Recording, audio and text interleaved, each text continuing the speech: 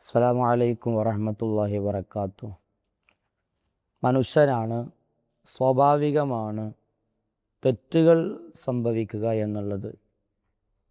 തെറ്റുകൾ സംഭവിക്കുന്ന സമയത്ത് ഖാലിഖായ റബ്ബിന് ഏറ്റവും ഇഷ്ടം ആ തെറ്റിൽ നിന്ന് തെറ്റ് പറ്റിപ്പോയല്ലോ റബ്ബേ എന്നു പറഞ്ഞ് അള്ളാഹുവിലേക്ക് ഖേദിച്ചുകൊണ്ട് റബ്ബിലേക്ക് മടങ്ങി വരുന്ന അടിമകൾ, അവർക്ക് അള്ളാഹുവിനോട് വല്ലാത്ത ഇഷ്ടമാണ്, മഹബത്താണ്.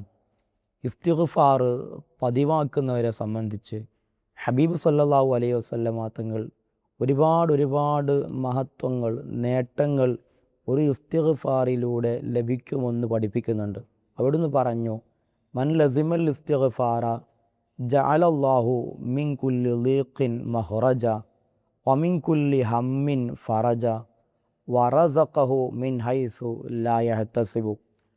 ഒരു മനുഷ്യനിൽ സ്വാഭാവികമായും തെറ്റുകൾ സംഭവിക്കുന്നത് പോലെ അവൻ്റെ ജീവിതത്തിൻ്റെ പല മേഖലകളിലും അവൻ ഇടപെടുമ്പോൾ അവൻ്റെ പിന്നിലായി അവൻ്റെ ഒപ്പമുണ്ടാകുന്നതാണ് ഒരുപാട് പ്രയാസങ്ങൾ, ദുഃഖങ്ങൾ, സങ്കടങ്ങൾ, മറ്റൊരാളോട് പറയാൻ പറ്റാത്ത ഒരുപാട് വിഷയങ്ങൾ, കുടുങ്ങിക്കിടക്കുന്ന കാര്യങ്ങൾ.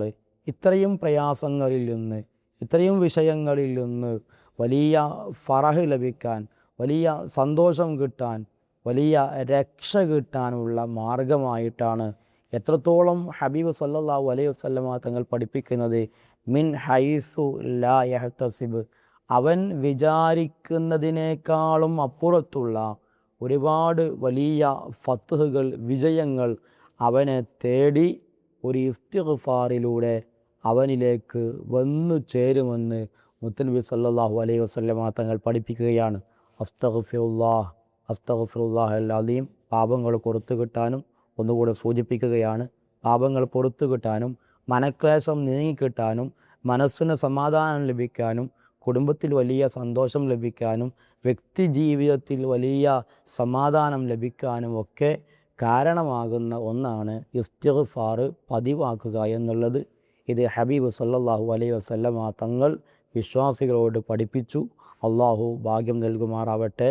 ഇസ്തിഗ്ഫാർ പതിവാക്കുക. അസ്സലാമു അലൈക്കും വറഹ്മത്തുള്ളാഹി വബറകാതുഹു.